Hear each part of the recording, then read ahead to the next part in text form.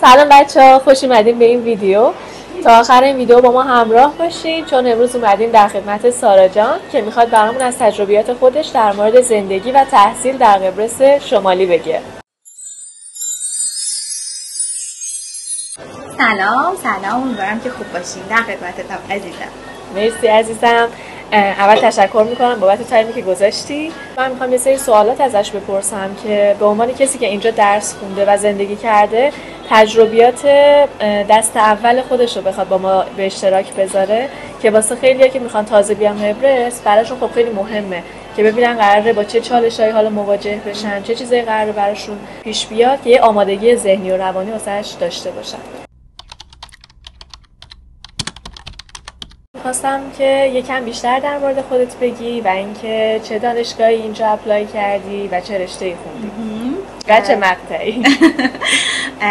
من سال 2019 اولین بار اپلای کردم اومدم رشته MBA دانشگاه EMU، بعدش کووید شد و ایناها و دیگه من برگشتم ایران، یه بازه وقت افتاد و دوباره که اومدم سال 2021 بود. سال 2021 برگشتم با دانشگاه CIU این دفعه و رشته MBA ارشد MBA رو شروع کردم، در واقع Master of Business Administration و در واقع اوایل سال 3 ژانویه 2024 گریجویت شدم آفیشیالی از دانشگاه. مرسی عزیزم. و این کلیتش. درسته. دانشگاهی که گفتی رشته MBA خوندی، بعد توی دانشگاه CIU. به عنوان کسی که رشته یعنی مقطع ارشد اپلای کردی، به نظرت این دانشگاه چه مزایایی داشت؟ ببین، من دپارتمانمون رو خیلی دوست داشتم، خیلی چیز یاد گرفتم ازش، کلا از دانشگاه و از ارشد خوندن اینجا خیلی برام لذت بخش بود، چون جز 2 تا درسی که در واقع کور بود بقیه درس‌ها الکتیو بود و چیزایی بود که واقعا دوست داشتم.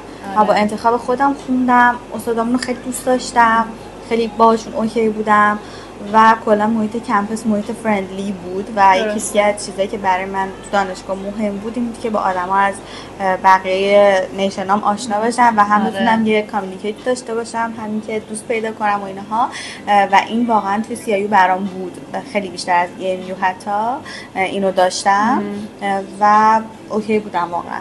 اون تنوع توی CIU میگی بیشتر بود برای من؟ آره، برای رشته من توی سال 2021 آره، حالا مثلا نمیتونم جنرالی بگم راجع به همه ولی برای من آره.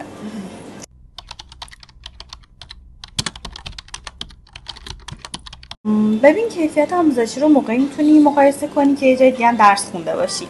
من چون ایران فقط درس خوندم و اینجا خیلی نمیتونم نظر اینطوری جنرالی بدم، ولی به نسبت ایران قطعاً کیفیت آموزشی قبرس رو بیشتر دوست داشتم، چون من کارشناسیمو دانشگاه فردوسی مشهد درس خوندم، خب دانشگاه دولتی خوب محسوب شد، ولی با این حال مثلا چیزی که اینجا یاد گرفتم خیلی بیشتر چیزی بود که تو دوره کارشناسی 4-5 سال بود یاد گرفتم، هرچند که البته فیلدها خیلی متفاوت بود. من تو ایران اینداستریال انجینیرینگ خوندم، مهندسی صنایع بود کارشناسی، ولی از این نظر میگم متفاوت، چون اگه یه چیزی مشخص بود برای اینکه باید بخونیم امتحان از همون بود، فشار رو دانشجو بی خودی نبود، حاشیه وجود نداشت، همه چی خیلی ترتمیز بود. مثلا استادا اینطوریان که کمکت کنن که تو گریجویت بشی. جو دانشگاه جو دانشگاه طوریه که حالا تو خوب میکنه، اینطور نیست که مثلا نمیگم 100% ولی حداقل من اینو تجربه نکردم یا هر دوستی که داشتم همه هم هدف و هم راستا بودیم واسه اینکه شرایطو بهتر کنیم. ولی خب این تو ایران واقعا خیلی کمتر بود و حالا مثلا اون گیرای چرت و پرت راجع به حجاب و کمیته انضباطی استرس. آره، ولی خب مثلا توی دانشگاه اینجا واقعا این چیزای حاشیه حذف شده و تو میتونستی خیلی بیشتر تمرکزت رو بذاری رو اون چیزی که باید به عنوان یه دانشجو.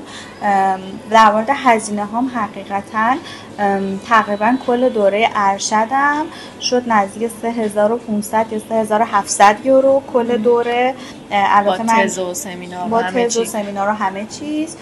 من یه اسکالرشیپ 50% داشتم، با احتساب اون شد حدود انقدر که کلش میگم حدود 3700 یورو شد مکسیموم برای کل دوره ارشد، که به نظر مبلغ واقعا افوردبل خوبیه. آره وقتی مقایسه می‌کنی با مثلا کشورهای حالا اروپایی یا آمریکایی، یعنی به نظر من ارزش داره با این هزینه یه دانشگاه خوب درس بخونه.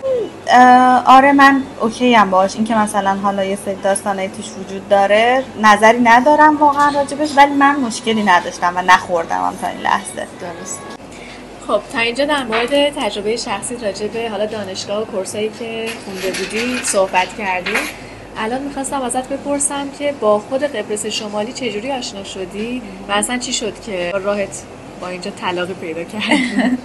من اولش حقیقتا قبول دارم ایتالیا و از دانشگاه تور ورگاتا روم پذیرش گرفته بودم، ولی از اینکه دانشگاه دولتی پدرتو در میاره تا مدارکتو تحویل بده تا مدارکم آماده شد و تونستم بدم برای ترجمه خیلی زمان برد. وقت اول و دوم سفارت رو کامل از دست دادم و چون خودم رو آماده کرده بودم که حتما مهاجرت کنم، آپشنایی که داشتم مثلا مجارستان بود، ترکیه بود، قبرس بود، همین کشورهای اطراف خودمون، ارمنستان و اینا، که باز از بین اونا بیزنس اسکولی که توی قبرس بود بیزنس اسکول قوی‌تری بود، به ازامی که یکی از همکلاسی‌های دانشگاه هم اینجا درس می‌خوند و خب مثلا راضی بود از شرایط.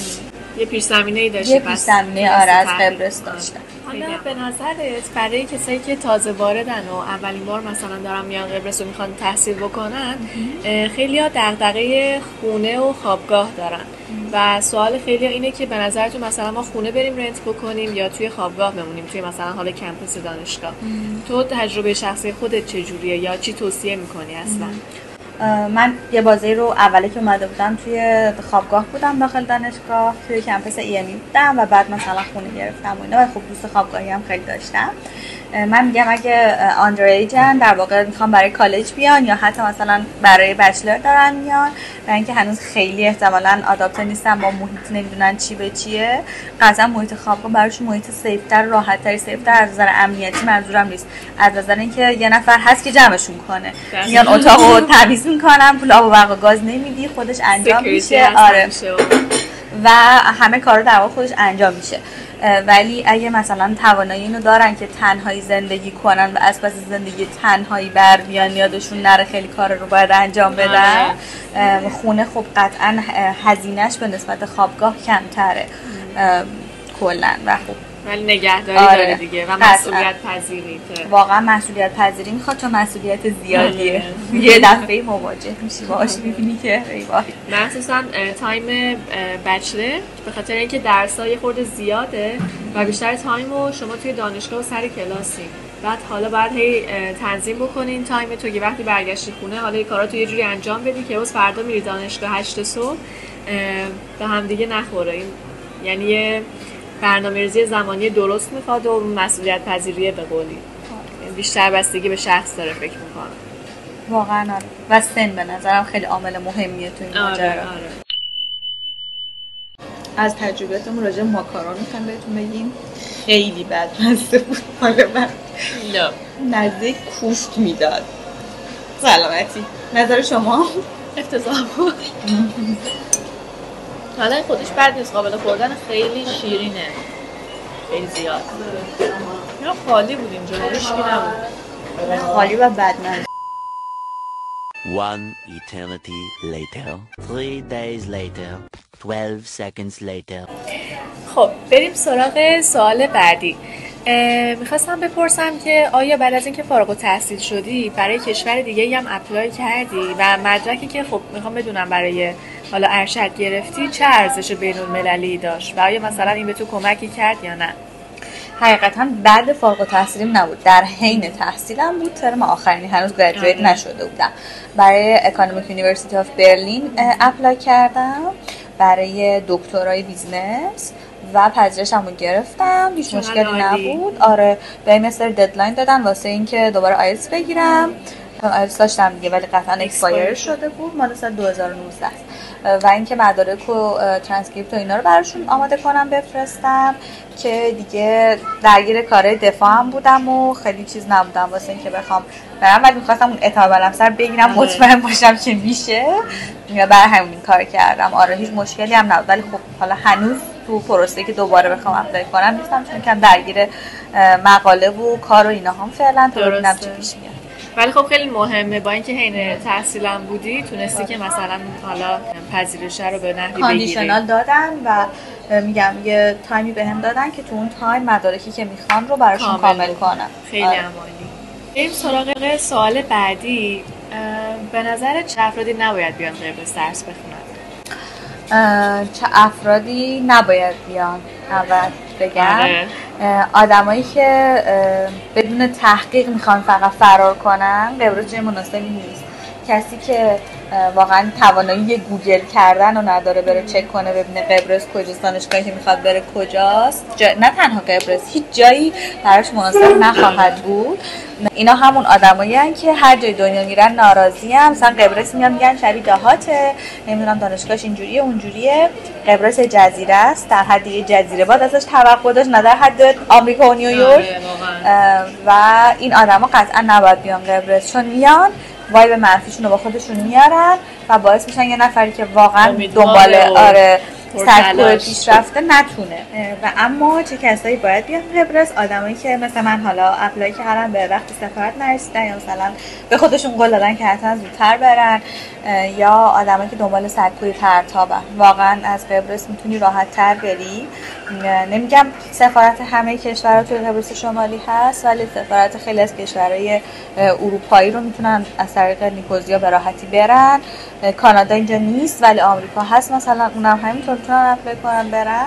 و یه نکته دیگه که وجود داره اراسموسه و ترانسفر کردن که در حین تحصیل هم میتونن اینو داشته باشن.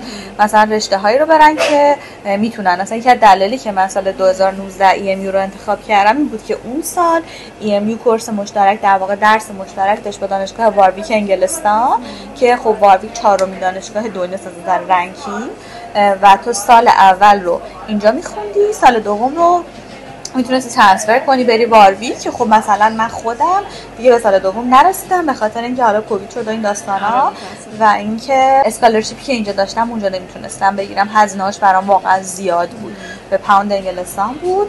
ولی میتونن همچین چیزایی رو اینجا پیدا کنن تو همه رشته ها. آره نمیگم همه رشته ها همه دانشگاه ها، بستگی به سال ورودشون داره، ولی این امکان توی قبرس هست. آره اپورتونیتی واقعا وجود داره. آره میگم اینجا مثلا خیلی ها میپرسن مثلا در مورد اعتبار مدرک و من همیشه میگم خیلی بستگی به پشتکار و رزومه‌ای هم که تو از خودت میسازی داره. مثلا تو اومدی دانشگاه درس خوندی 6 ترم داری مثلا مشروط میشی و چه انتظاری داری مثلا یه دانشگاه از یک کشور دیگه بخواد به تو مثلا اسکالرشیپ بالا بده وقتی مثلا اون پرفورمنس خوبی نشون ندادی توی اون دانشگاهی که داشتی؟ قطعا همینطوره، این خیلی تاثیر داره.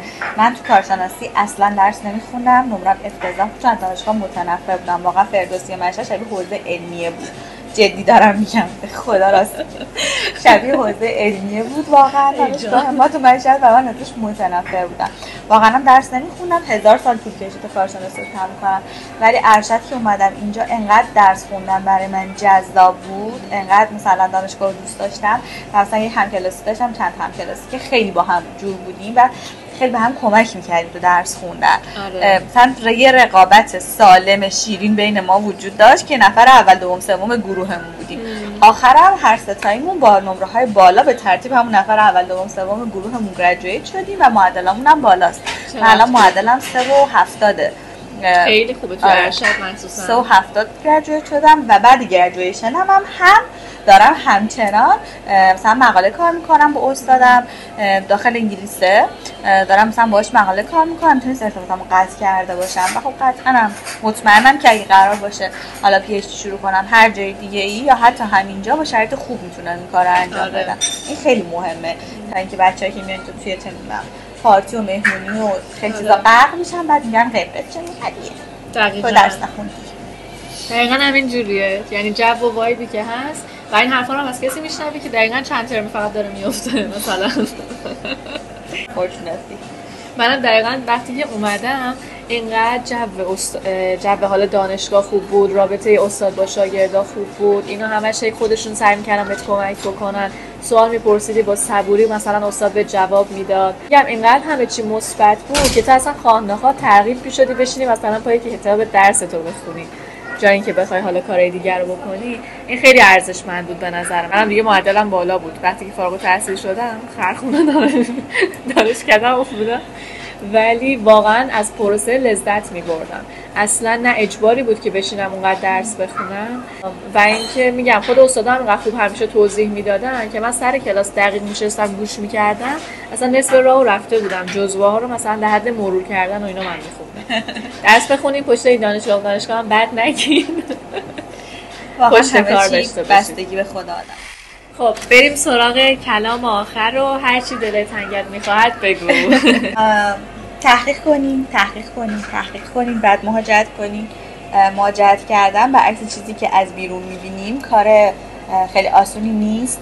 دلتنگی داره، دوری داره، سختی داره، افسردگی داره.